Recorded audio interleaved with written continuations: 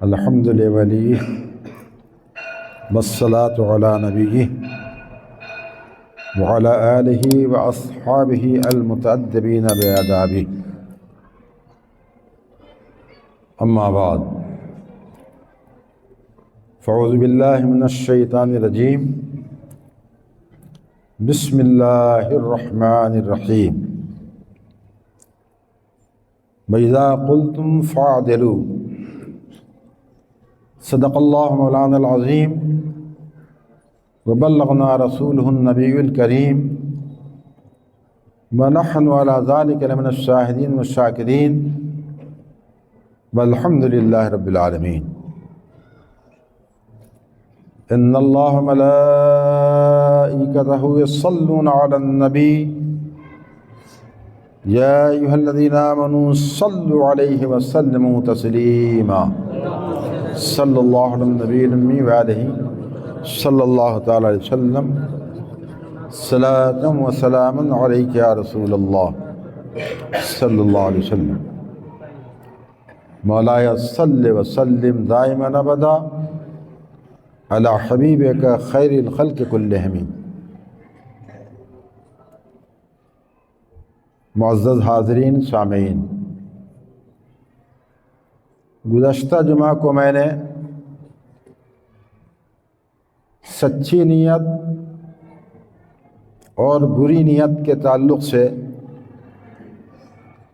آپ کے سامنے بیان کیا تھا کہ اگر آدمی کوئی کام اچھی نیت سے کرتا ہے تو آخرت میں ثواب کا حقدار ہوتا ہے، اور اگر بری نیت سے کوئی کام کرتا ہے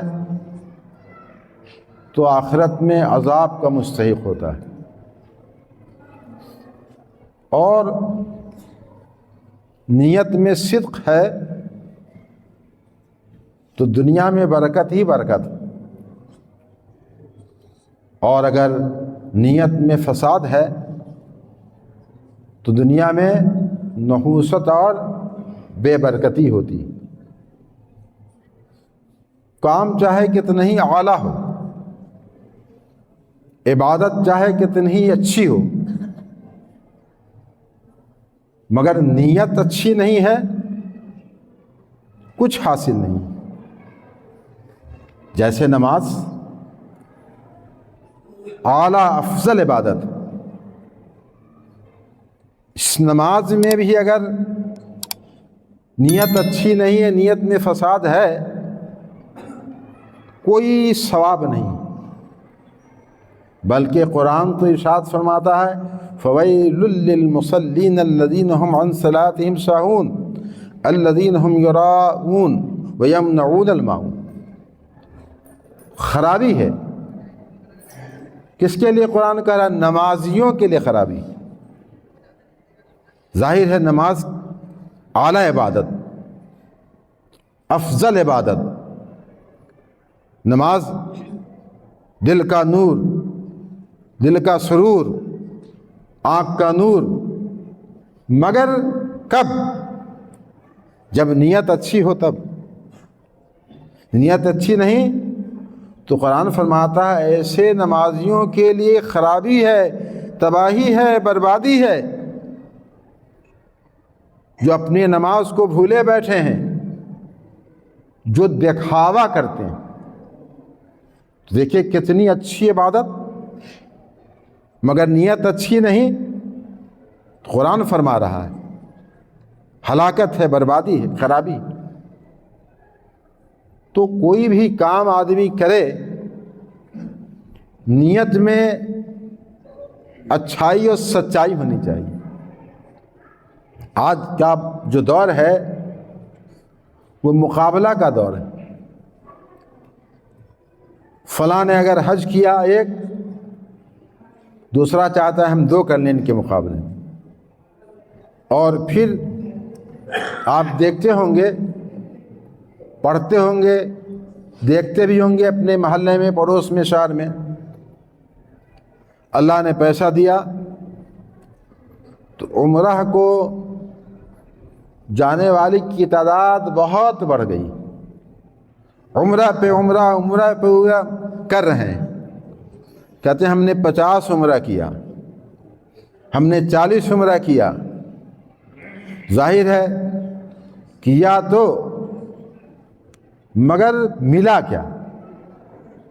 عمرہ میں یقیناً ثواب ہے، عبادت ہے، مگر ایسا نہیں ہے کہ آپ کے ہاں غریب مسکین کوئی بیمار ہے، علاج کو پیسے نہیں، کسی لڑکی کی شادی ہے اور باپ پریشان، گھر والے پریشان ہیں، معلوم ہے کہ فلاں مصیبت میں ہے، پریشانی میں ہے اور ضرورت مند ہے۔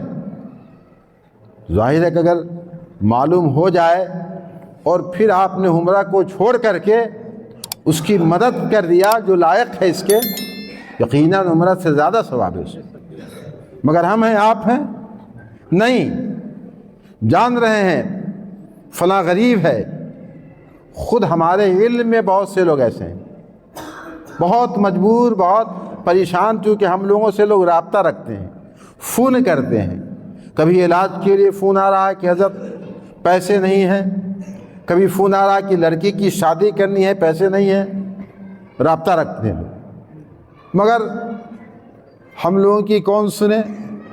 سیٹھ ہو، مالدار ہو، دولت مند ہو، بات تو کڑوی ہے مگر سچی ہے، بس جس کے ہاتھ میں ہاتھ دے دیا بس اسی کی سنیں گے۔ اور ہم نے کہا اگر کہ نہیں یہ ضرورت مند ہے اس کو دو، تو نہیں، نظر انداز کر دیں گے۔ اور دیگر کاموں میں، جس کام میں جائز تو ہے، مباح ہے، ثواب کچھ نہیں، سنی اسی میں پیسے بہت خرچ کرتے ہیں۔ ظاہر ہے آپ آتے ہیں، کئی بار میں نے کہا بھی، صرف اس لیے کہتا ہوں کہ آپ سدھر جائیے، سدھرنے کا وقت ہے، مسلمانوں کو جاگنے کا وقت ہے، مسلمانوں کو بیدار ہونے کا وقت ہے، اب غفلت کا وقت نہیں ہے۔ اور غور کیجئے کہ ہم کو پیسہ کہاں خرچ کرنا ہے، نہیں، درگاہوں پہ گئے، اچھی بات ہے، جائیے، خوب جائیے درگاہوں پہ، مگر چادر چڑھا دیا۔ ایک مرتبہ میں نے پڑھا کہ 1.5 لاکھ کی چادر غوث پاک کی بارگاہ میں فلاں صاحب نے پیش کیا ہے۔ کیا ہوا اس سے؟ بہت تو جائز، بس اسی 1.5 لاکھ روپے کو اگر کسی غریب کا مکان بنا دیتے، کسی غریب لڑکی کی شادی کر دیتے، کسی بیمار کا علاج کرا دیا جائے، یقیناً بہت ثواب ملے گا۔ مگر نہیں، 1.5 لاکھ کی چادر، اور اس کا پھر ویڈیو بنتا ہے، بہت پرچار۔ کیا مطلب اس کا بھائی؟ اس کا کیا مطلب؟ صرف دکھاوا ہے کہ نہیں؟ کیا ثواب ہے اس میں؟ بازاروں پہ جائیے، ضرور جائیے، میں اس کا مخالف نہیں ہوں، میں تو خود جاتا ہوں، ہندوستان کی کم درگاہ ایسی ہوگی جہاں نہیں گیا ہوں، مگر ہم کہیں چادر نہیں چڑھاتے ہیں، کہیں نہیں جاتے ہیں۔ جو غریب سمجھ میں آتا ہے تو انہی کے نام پر پیسے دے دیتے ہیں، بہت ہوا تو کچھ پھول چڑھا دیا بس، وہ بھی کم پیسے کے۔ کوئی غریب ملا، اب غریب بھی چونکہ درگاہوں پہ سمجھ میں نہیں آتے ہیں، کہا کھانا کھانے کی ضرورت ہے، ہوٹل پہ لے جاتا ہوں، کہہ دیتا ہوں کھانا کھلا دو، پیسے ہم سے لے لو۔ کیونکہ میں ایک جگہ گیا بڑی بارگاہ میں، ایک غریب بوڑھا آیا، کہا حضرت کچھ مدد کر دیجیے، میں بہت پریشان ہوں۔ میں دے نہیں چاہ رہا تھا کہ بغل میں ایک نے کہا کہ اس کو آپ پیسہ کیوں دے رہے ہیں، جا کر کے شراب پیے گا، یہ میں جانتا ہوں۔ تو ظاہر ہے ایسے لوگ بھی ہیں، مگر آپ درگاہوں پہ چھوڑیے، آپ اپنی آبادی میں، آبادی کا جائزہ لینا چاہیے، اپنی آبادی کو دیکھنا چاہیے کہ ہماری آبادی میں کون خستہ حال میں ہے، کون بیمار ہے، کون غریب ہے، کون محتاج ہے، وہاں آپ خرچ کیجیے، اللہ نے دیا ہے۔ ضروری جو آپ پر ہے، نماز پڑھیے، زکوٰۃ نکالیے، پھر زکوٰۃ کے بعد حج، اللہ نے حج کیجیے، روزہ رکھیے۔ مگر اس کے علاوہ جو سنیوں کے ہاں رواج ہے، زیادہ سے زیادہ مباح یا جائز، اور مباح اور جائز کاموں میں بہت روپیہ خرچ کیا جاتا ہے، بہت روپے۔ پہلے بزرگوں کے ہاں کیا تھا؟ خانقاہوں میں پہلے لنگر عام تھا، مہمانوں کو کھانا کھلایا جاتا تھا، اور پھر خانقاہ سے جو جڑتے تھے عبادت، ریاضت، مجاہدت کے ذریعے ان کے دل کو پاک اور صاف کیا جاتا تھا۔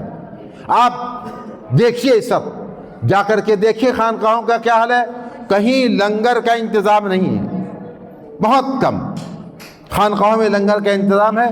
صرف میں گیا تو سرہند شریف میں حضرت مجدد الفسانی رحمۃ اللہ علیہ کے ہاں لنگر کا انتظام ہے، رکنے کا انتظام ہے، مہمانوں کی لنگر کا انتظام ہے۔ اور جہاں پہ جائیے، اور ذکر، اذکار، عبادت، ریاضت تو کہیں نہیں میں دیکھتا ہوں کہ مریدین متقدین جاتے ہیں پیر صاحب کے یہاں۔ کیوں جاتے ہیں؟ ظاہر اسی لیے جاتے ہیں کہ دل صاف ہو۔ پہلے کے بزرگان دین کیا کرتے تھے؟ مرید کو 40 دن رکھ کر، ایک مہینہ رکھ کر، 2 مہینہ رکھ کے عبادت کراتے تھے، ریاضت، مجاہدہ، دل صاف ستھرا کراتے تھے۔ آج یہ چیز مفقود ہے بالکل، اور ہے کیا؟ صرف دکھاوا، ریا، نام، نمود پہ پیسے ہم خرچ کرتے ہیں، مگر اس سے کوئی فائدہ نہیں، ثواب کچھ نہیں ہے۔ نام نمود کے لیے کوئی کام کرے، بتایا میں نے، نماز اتنی اہم عبادت، اتنی اچھی عبادت ہے، مگر کوئی ثواب نہیں۔ قرآن فرماتا ہے کہ خرابی ایسے نمازوں کی۔ قلائد الجواہر میں ایک واقعہ لکھا ہے، غوث اعظم رضی اللہ تعالیٰ عنہ ایثار پہ تقریر کر رہے تھے۔ ایثار کا مطلب کیا ہوتا ہے؟ اپنے نفع پر دوسرے کے نفع کو ترجیح دے دینا۔ آپ کے پاس کھانا موجود ہے اور کوئی بھوکا آ گیا، غریب آ گیا، آپ نے چھوڑ دیا، کھانا دے دیا۔ پہلے یہ سنا جاتا تھا، پڑھا بھی میں نے ہے کہ بعض انتظار بھی کرتے تھے، تو یہ ایثار ہے۔ ایثار پہ تقریر کر رہے تھے، اور ایثار کی تفصیل بیان کرنے کے بعد آسمان کی طرف نظر اٹھایا غوث پاک رضی اللہ تعالیٰ عنہ، خاموش ہو گئے۔ پھر فرمایا، کچھ توقف کے بعد، کچھ دیر ٹھہرنے کے بعد فرمایا، کیا فرمایا؟ جب تک کہ 100 اشرفیہ نہیں دو گے اس وقت تک واز نہیں کہوں گا۔ اس سے مت سمجھیے گا کہ حضور غوث پاک بھی واز کا پیسہ لیتے تھے، جیسے آج تقریر کا، نعت کا پیسہ لیا جاتا ہے۔ آپ خوب دیتے ہیں، خوب دیتے ہیں، اور کوئی عالم دین بعمل پہنچ جائے تو پھر اس کی طرف کوئی توجہ نہیں ہے، مگر نعت خواہ کے پیچھے یہ لونڈے لڑکے جو ہیں بالکل لگے رہتے ہیں، اور پھر خوب پیسہ نذرانہ بھی دیتے ہیں اور چھوٹ انعام بھی دیتے ہیں خوب۔ غوث اعظم رضی اللہ تعالیٰ عنہ، دیکھیے تبلیغ ہے، کیسی تبلیغ ہے۔ کہا جب تک کہ 100 اشرفیہ نہیں دو گے واز نہیں کہوں گا۔ غوث اعظم ہے، ان کی محفل ہے، 100 آدمی اٹھ گئے، نہیں 40 آدمی، اور 40 آدمی 100 اشرفیہ وصول کر کے غوث پاک کی بارگاہ میں لے گئے۔ حضور نے 100 اشرفیہ کو قبول کر لیا کہ ہم کو 100 کی ضرورت ہے۔ بلایا اپنے خادم کو، خادم کا نام تھا ابو رضا۔ ابو رضا خادم کو بلایا، اور بلانے کے بعد کہا جاؤ فلاں قبرستان میں، شنیدی قبرستان کا نام تھا، جاؤ اور وہاں جاؤ، وہاں ایک بوڑھا ملے گا جو عود بجا رہا ہوگا، گانا گا رہا ہوگا، اس کو یہ اشرفیہ دے دینا، کہنا کہ سید عبد القادر نے بلایا۔ غوث اعظم رضی اللہ تعالیٰ کا علم دیکھیے، آج رسول اللہ کے علم پر اعتراض کیا جاتا ہے۔ غوث اعظم دیکھیے، فرمایا جاؤ، فرما دیا۔ خادم گیا، اور جب گیا تو اسی سنیدی قبرستان کے اندر ایک بوڑھا ملا جو عود بجا رہا تھا، گانا گا رہا تھا۔ 100 اشرفیہ دے دیا۔ جیسے لیا اشرفی کو، چیخ مار کر کے زمین پہ گر پڑا، وہ بوڑھا بے ہوش ہو گیا۔ کچھ دیر کے بعد جب ہوش آیا تو اٹھا۔ خادم نے کہا کہ سید عبد القادر جیلانی نے آپ کو بلایا ہے، ساتھ ہو لیے۔ ساتھ جب ہو لیے حضور غوث اعظم رضی اللہ تعالیٰ کی مجلس میں گئے تو غوث پاک نے فرمایا کہ اس کو ممبر پہ چڑھا دو، ممبر پہ چڑھا دو، اور خادم نے ممبر پر چڑھایا تو عود لیے ہوئے وہ ممبر پر چڑھ گیا، جو عود کو بجاتا تھا ممبر پہ چڑھ گیا۔ اب غوث پاک نے فرمایا کہ اپنا واقعہ، اپنا قصہ بیان کرو۔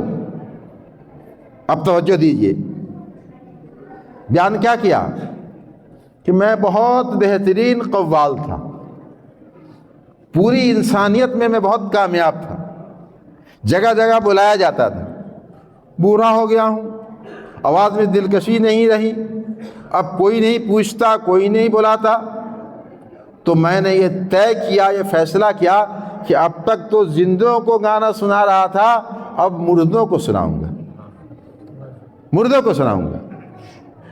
چنانچہ وہ کہتے ہیں کہ میں وہی قبرستان میں نکل گیا، اور کبھی اس قبر کے پاس، کبھی اس قبر کے پاس گانا گاتا تھا، سناتا تھا اور گھومتا رہتا تھا۔ ایک دن ایک قبر کے پاس بیٹھ کر میں گانا گانے لگا تو قبر پھٹ گئی، قبر پھٹی، مردے نے سر کو نکالا، اور سر کو نکالنے کے بعد کہا کہ کب تک مردوں کو سناتے رہو گے؟ اپنے رب کو جو حی ہے، قیوم ہے، قادر ہے، رازق ہے، اس کو سناؤ۔ تمہارے مراد کا دامن جو ہے، یہ دامن مراد تمہارا حاصل ہو گیا ہے، پر ہو گیا ہے، اپنے رب کو سناؤ۔ کہا کہ میں اپنے رب کی بارگاہ میں عرضی پیش کرنے لگا، اور گا رہا تھا، سنا رہا تھا۔ اتنے میں آپ کا خادم پہنچا۔ جب خادم پہنچا میں بے ہوش ہو گیا، اور پھر ہوش جب آیا تو میں اٹھا۔ اٹھنے کے بعد مجھ کو 100 شفیع آپ کے خادم نے دیا، اس کو لے لیا، اور لینے کے بعد میں نے عود کو توڑ پھینکا، عود کو توڑ دیا، اور سچی توبہ کر لیا، اور سچی توبہ کر کے اب میں نے طے کر لیا ہے کہ اب صرف اپنے رب کو سناؤں گا۔ ظاہر ہے کیا سنانا ہے؟ ذکر ہے۔ تو غوث اعظم رضی اللہ تعالیٰ عنہ فرماتے ہیں، سبق دیتے ہیں، درس سنو اے انسانوں، اے لوگوں، مقام فکر ہے، مقام غور ہے۔ ایک شخص جو لہو لعب میں، ظاہر گانا کیا ہے لہو لعب، ایک شخص جو لہو لعب میں نیت میں سچا تھا تو اللہ تبارک و تعالیٰ نے اس پر کرم فرمایا اور توبہ کی توفیق دے دیا، اور اس نے سچی توبہ کر لی۔ ایک لہو لعب میں صدق نیت رکھنے والے کو جب اللہ کا یہ کرم ہوا تو اے لوگو، تم اپنی تمام عبادت میں، ریاضت میں، افعال میں، ہر کام میں جب نیت اچھی ہوگی تو رب تبارک و تعالیٰ کا کس قدر کرم ہوگا تم خود سمجھ سکتے ہو۔ قرآن فرماتا ہے وَإِذَا قُلْتُمْ فَاعْدِلُوا، جب تم کوئی بات کہو تو سچی نیت کے ساتھ کہو۔ اسی لیے بخاری شریف کے شروع میں، اب بخاری شریف ہی نہیں بلکہ اکثر حدیث کی کتابوں کے شروع میں انما الاعمال بالنیات محدثین نے پیش کیا ہے کہ نیت کا دار و مدار، ثواب کا دار و مدار، اعمال کا دار و مدار کس پر ہے؟ نیت پر ہے۔ نیت اگر اچھی ہے تو اس حدیث کو شروع کتاب میں امام بخاری نے، دوسرے محدثین نے بیان کر کے یہ سبق دیا ہے، یہ درس دیا ہے۔ سنو علم دین کے حاصل کرنے والے لوگ، علم دین بھی اچھی نیت سے حاصل کرو، اور جب اچھی نیت سے حاصل کرو گے، عالم بعمل ہو جاؤ گے تو دنیا ہے سمجھے مگر تمہارا مرتبہ کیا ہے؟ کسی قبرستان سے گزر جاؤ گے تو اللہ عذاب قبر کو اٹھا لے گا۔ یہ عالم کی عزت ہے، وہی عالم کہ جس کے نیت میں سچائی ہو۔ اس لیے امام بخاری نے اور دوسرے محدثین نے بھی اس حدیث کو بیان کیا ہے۔ حاضرین سامعین، بہت عاجزی سے کہہ رہا ہوں، درخواست کر رہا ہوں، سنیوں کا پیسہ زیادہ تر مباح کاموں میں جاتا ہے، خرافات میں بھی جاتا ہے، جہاں خرچ کرنا چاہیے وہاں نہیں۔ پورے ہندوستان میں دیکھ لیجئے عرس میں جو خرچ ہوتا ہے، اربوں خربوں خرچ ہوتا ہے کہ نہیں ہوتا ہے؟ پورے ہندوستان کو لے لیجئے تو، اور اس کا فائدہ کیا ہوتا ہے یہ بھی دیکھیے۔ اسی پیسے کو اب ضرورت ہے، وقت آ گیا ہے، علم پہ خرچ کرو، تعلیم پہ خرچ کرو۔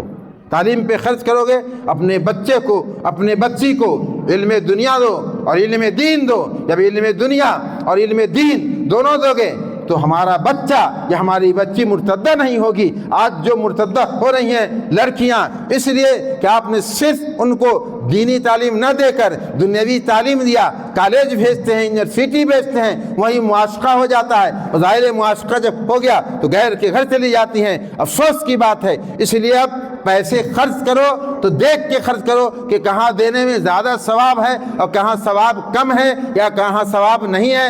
ہم آج اس بات کو دیکھتے نہیں ہیں، بلکہ پیچھے پڑے ہوئے ہیں کس کے؟